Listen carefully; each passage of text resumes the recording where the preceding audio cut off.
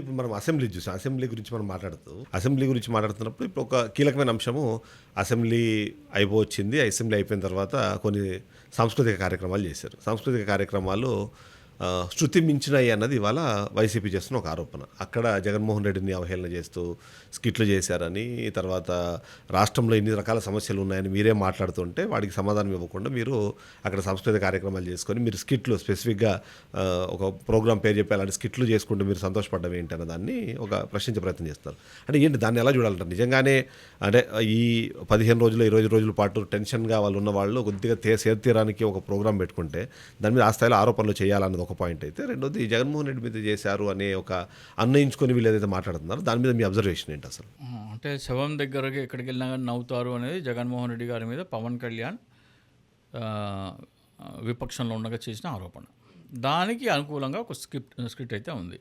ఆ పెళ్ళికి వెళ్ళినా, పబ్బానికి వెళ్ళినా, శవాన్ని చూడడానికి వెళ్ళినా కానీ నవ్వుతారు, స్మైల్ ఇస్తారు అని. మహేష్ బాబు వాళ్ళ ఫాదర్ సూపర్ స్టార్ కృష్ణ చనిపోయినప్పుడు పవన్ కళ్యాణ్ వెళ్ళి మహేష్ బాబుని పలకరించిన వీడియో ఒకసారి చూడండి. అసలు స్మైల్ అనేది ఏంటి అంటే, మీ నాన్న చనిపోయాడు కాబట్టి నేను సంతోషంగా ఉన్నాను చెప్పడమా, లేకపోతే అది హలో అని ఒక పలకరింప? ఆ గెస్చర్ ఏంటి అసలు? మనం రకరకాలు ఉంటాయి. నవ్వు 4 విధాలుగా చేయటం అని అంటారు చూసారా, దాంట్లో one of the gesture is hello అని చెప్పేది కూడా ఒక స్మైల్ ఇస్తాం మనం. ఒకసారి మరి ఆ వీడియో కూడా చూడండి. ఓకే. అలాగే నారాయణ అనుకుంటా, నారాయణ వాళ్ళ అబ్బాయి చనిపోయినప్పుడు కూడా 2 వీడియోస్ నా దగ్గర అయితే స్పష్టంగా పవన్ కళ్యాణ్వి. మంత్రి నారాయణ వాళ్ళ అంటే ఒక డెత్ ఒకేషన్లో వెళ్ళి పలకరించినప్పుడు పలకరింపుగా చిరునవ్వు నవ్వారు. Does not mean that I am happy because మీరు బాధలో ఉన్నప్పుడు నేను సంతోషపడుతున్నాను, నేను సాడిస్ట్ అని చెప్పడం కాదు. At is a gesture for saying hello. So దాన్ని ఆ కోణంలోనే చూడాలి కానీ ప్రతి దానికి. అంటే ఇక్కడ ఏంటంటే ఈ పవన్ కళ్యాణ్కి ఎస్పెషల్లీ వాళ్ళకి అభిమానులకి వాళ్ళకు ఒక విధమైన మానసిక వ్యాధి ఉంది. దాన్ని సెలబ్రిటీ వర్షిప్ సిండ్రోమ్ అంటారు.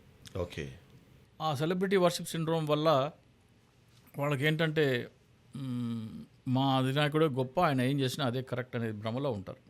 ఒకసారి పవన్ కళ్యాణ్కి కంటికి ఇన్ఫెక్షన్ అయితే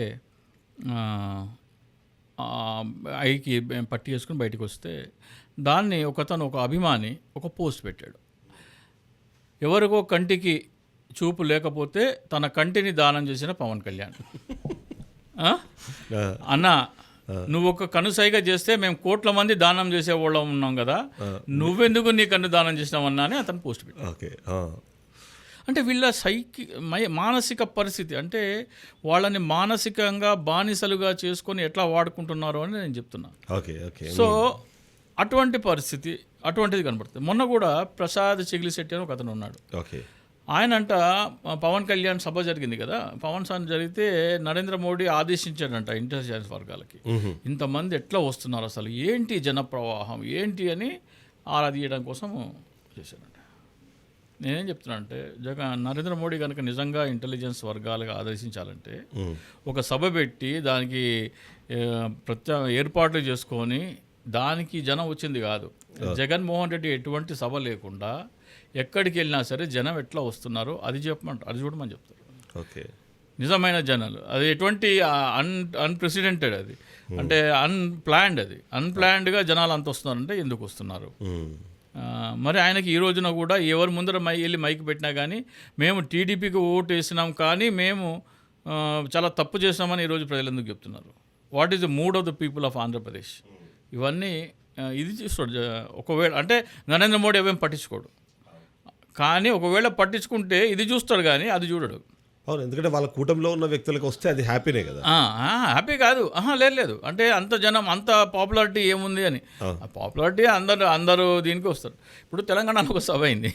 తెలంగాణ సభ అయితే సూర్యాపేట సభకు ఏంటో ఆ వచ్చిన జనం చూసి నరేంద్ర మోడీ షాక్ అయినారని, ఆశ్చర్యపోయారంటే మరి అక్కడ వచ్చిన ఫలితాలు చూసి మూర్చిపోవాలి మరి.